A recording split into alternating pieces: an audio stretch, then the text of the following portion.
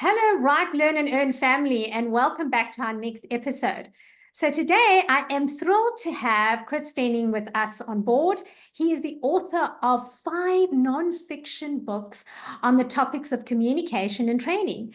And in addition to winning over 7 awards for his writing, his books have been translated into 16 languages, and he has sold a staggering 60,000 copies of them. So that's really, really exciting for us because we want to learn how to sell more books.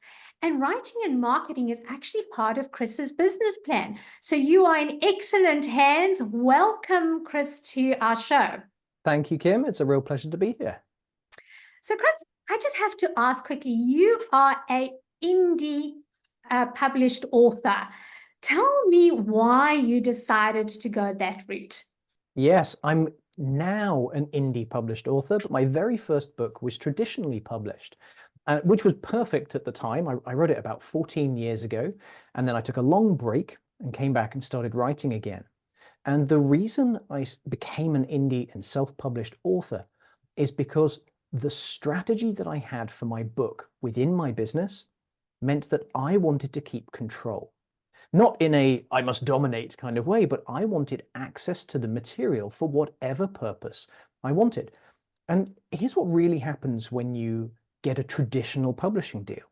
You sell the rights to your book.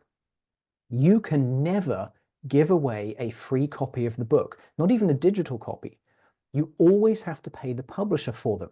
Yes, you get a discount, but it's not nearly as much of a discount as when I have my own.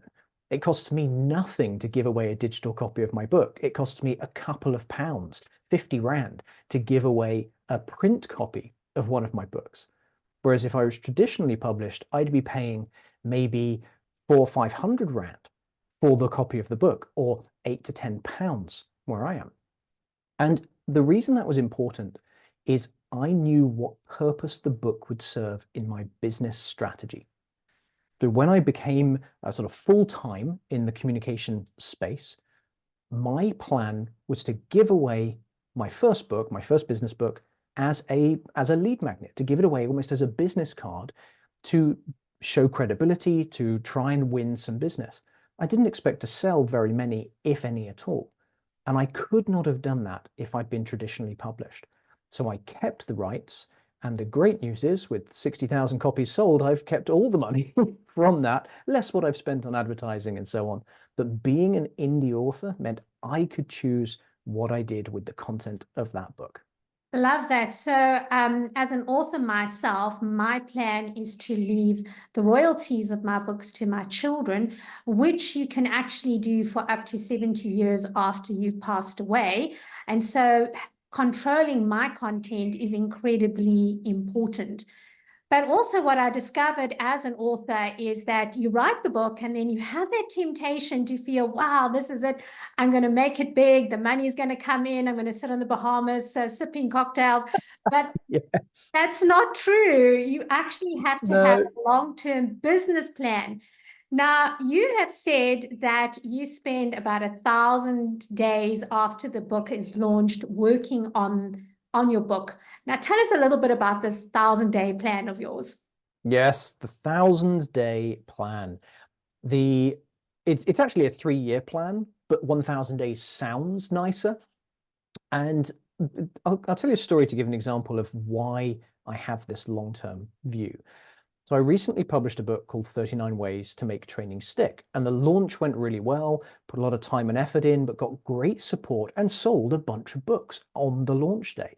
Sort of 100 on the first day, 80 on the second day. For me, that's a really good launch. But about a week, maybe 10 days later, a friend of mine asked, "Oh, so what's happening with the book? Are you selling loads every day?" And I said, "No, I sold none yesterday." They said, "Oh, that must be devastating. Is that bad? Is it failed?" I said, "No, it doesn't bother me at all, because I don't value, like, the value of the book is not just on the launch or what happens in the first couple of weeks. The value for me is what happens on day 1,000. And every month between launch and 1,000 days, I should see a very small increase in the average number of books sold every day. So if I sell half a book per day on average in month 1, my goal is in month 3 to be selling 1 book per day, and in month 5 or 6 to be selling 1.5 or 2 books per day. Not a huge increase, but over time, through consistent effort, consistent marketing, I get incremental growth on the average daily or monthly sales. And that's why a 1,000-day plan is beneficial for me, because it makes me think in terms of a long game. I'm not looking at what happened at launch and that's it. I'm not looking at what happened a month after launch and wringing my hands and saying, oh no, I'm not making any sales. I don't care. The book that sold 60,000 copies, I sold 8 in the first month. 8. That was it. And I think that included the launch. I mean, it was a terrible launch and I sold very, very little. But now I sell 50 to 100 copies every day.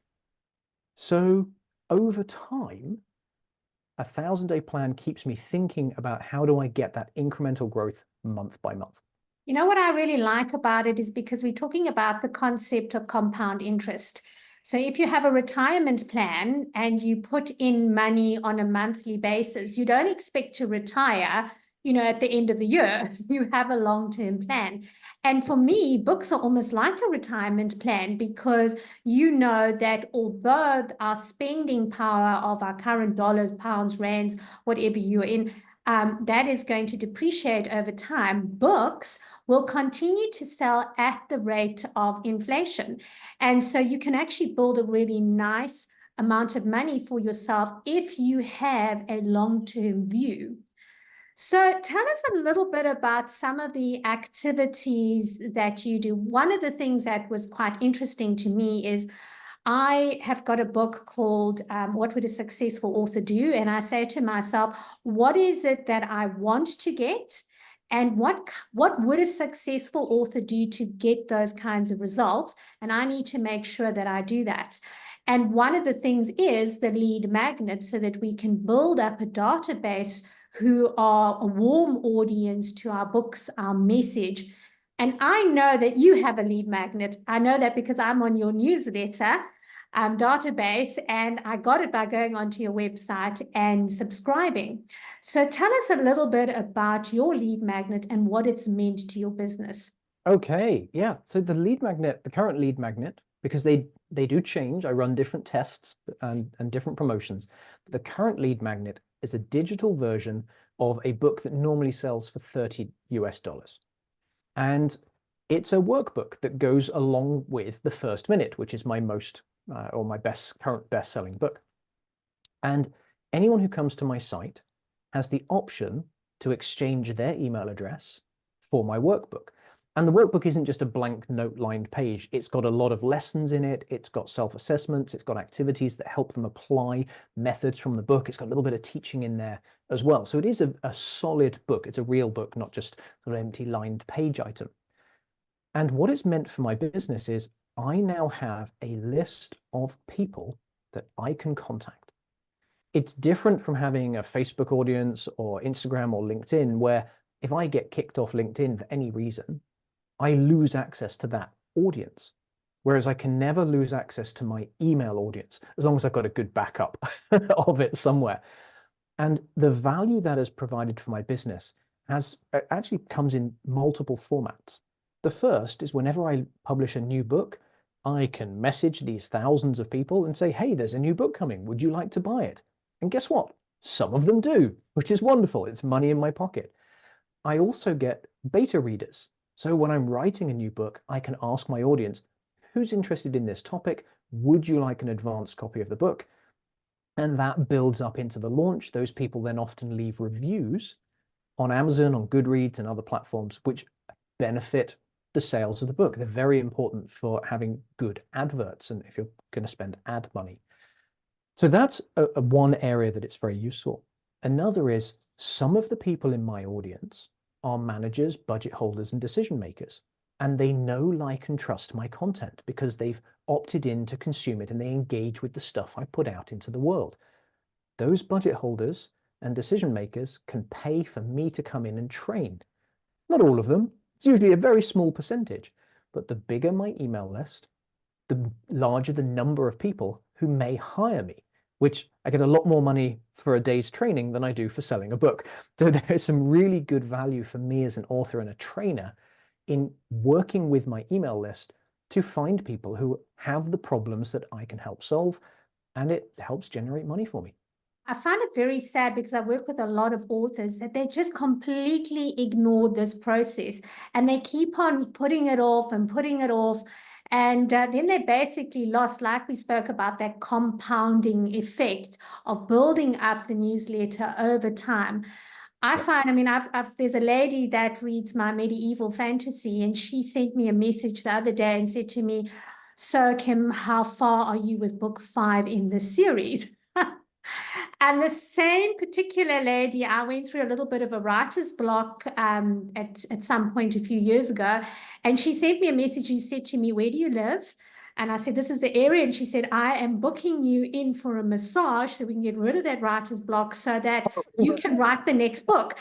And that woman, I Wow. never met beforehand. She simply subscribed to my newsletter. And as she was working through my newsletter, she said, I love what you're saying, and I'm going to support you. So that's quite a unique situation, but we actually do meet our super fans and the people who can help build our business through our newsletter. Oh yes, yes, super fans are so important. And when I started out, that concept was totally alien to me.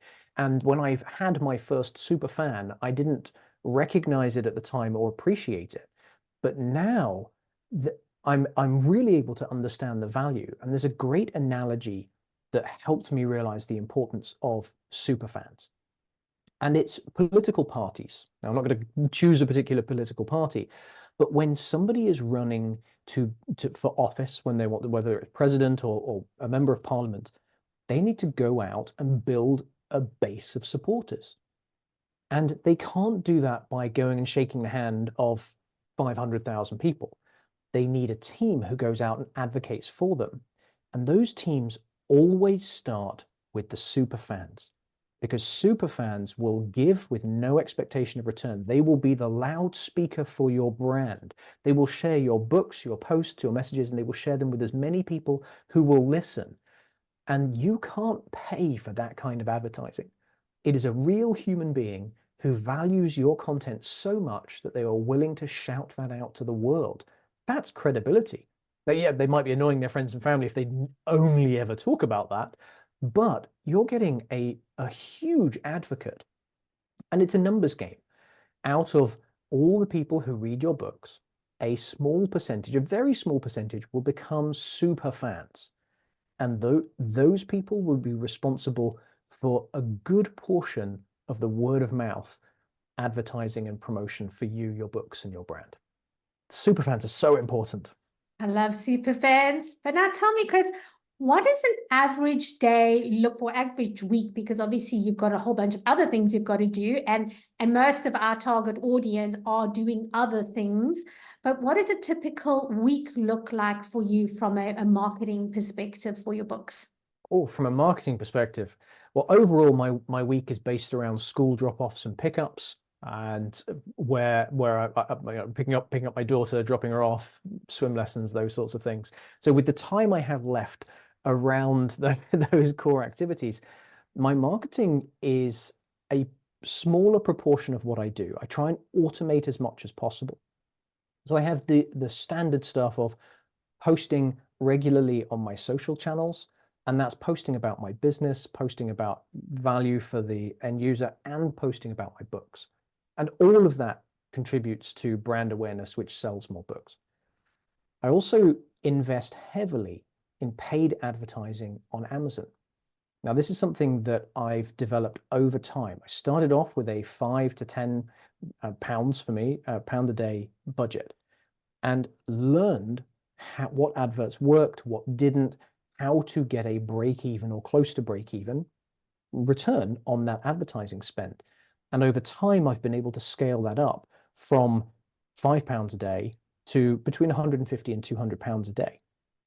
And that's a big amount of money over the course of a month, but it returns double what I put in. So making sure that the ads are functioning is something that I have a freelancer who helps me do that now because it became quite time consuming. That's a significant part of my marketing efforts. In addition to that, the most proactive thing that I do is I guest on podcasts. I apply to be a guest on other people's podcasts because that puts me, my message, and my books in front of new audiences. And at the moment, I'm talking to you on a podcast right now. I do 2 or 3 podcast recordings a week on other people's shows. And it doesn't matter to me if they have 50 or 500,000 people in the audience. I'd prefer 500,000, but 50 is still 50 people who will have me in their ear talking about something that may be a problem that they have, and my books or my services might be the solution. There's a very low cost way to get in front of lots of new people who are interested in your topic. So my week is built up on those foundational pieces. And in addition to that, as the fancy takes me, I have a list of more than 50 different ways that I could market and promote my book. And so I will, as the mood takes me, pick something else from that list that may be relevant to my current book, my current situation, and so on. And that could be applying to talk on a stage at an event or give a free webinar. It might be going to a local bookstore and asking if they want to stock my book or if they would like me to come in and do a reading. I tend not to do that very much. My topic doesn't work very well in that space. It's really good for children's books and fiction, but not so good for the non-fiction. But those are the kind of things that I can do. I contact people in my network and ask if their organization has an event that they would like a customized book for, where I can put their logo on the cover and put a new page inside from the CEO, from a senior manager. Would they like a bulk book order for a big, big discount? I'll discount over 50% for orders over 50 copies. And that's a great incentive. People are like, oh, okay, yeah, we'll definitely do that. So those are things that I will add in, depending how much time I'm spending on training, on writing the next book, on going to dance classes, things like that. Okay, so as a parent, I totally get that. And the thing is that it's actually quite doable. Sometimes we as authors think that all of these activities are like really like high level activities, but you can do small things on a consistent basis, and it actually makes a big difference. Yes, yeah, and the consistency is the key thing. We keep coming back to that word. A couple of years ago, I was very famine to feast in my approach. I would spend 2 whole days applying to podcasts, and then I wouldn't apply to any for 3 months. And I go, oh, I don't have any shows to go on. Whereas now, I spend 1 hour a week. I have 1 hour on Monday, and it's find and apply to the show. And the approach is not, let's go and find 10 shows I could be on. It's find a show, apply to it right then. Find another show, apply to it right then. And that little and often approach means I have a constant, steady stream of being on podcasts, which then gives me great, easy social media content. I don't have to create anything. I just reshare the post from the podcast show. And now, where podcasts are recording video, and they use a service like Opus or Riverside or Video to create those 30 second to 1 minute snippets, that's all free social content that I can share for almost no time and effort. So the time that I spend on podcasts repays itself because I don't have to spend time on social media, and I've got video content, which is great little sound bites.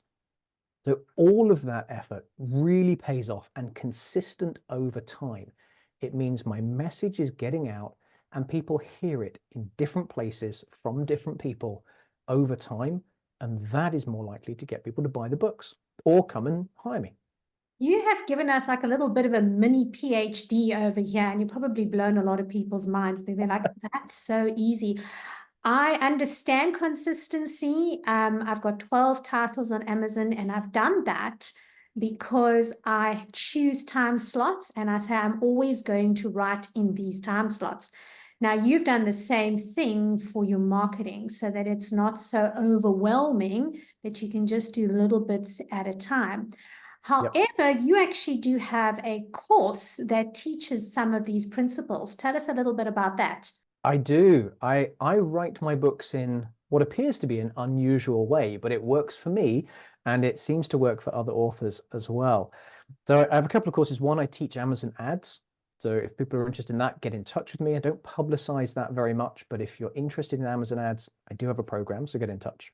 But for the book writing, this is the one that I really love. I have a few books behind me on the shelf here for those watching the video. And the middle one is called Effective Emails. I created the first draft of that book